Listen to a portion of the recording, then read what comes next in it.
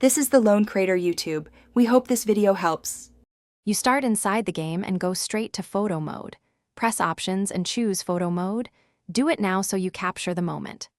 Once in, remove the HUD with R3 to see a pure frame because clutter kills composition.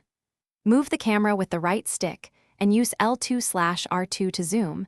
This is essential for framing your subject at eye level or from above. Make sure to lock the character if you need consistent poses while adjusting light and filters. Now refine the composition. Alter exposure and contrast to set tone because brighter doesn't always mean better. You should tweak focal length to compress distance or exaggerate background. This controls storytelling. Next, set depth of field and focus distance so your subject stands out. Shallow DOF isolates, deeper keeps context. Once done, add subtle filters and grain to unify color.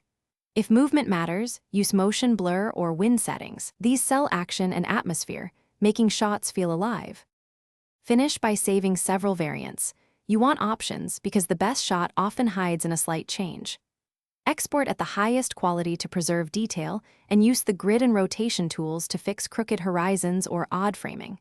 If you need a specific color or crop, export and adjust in an editor.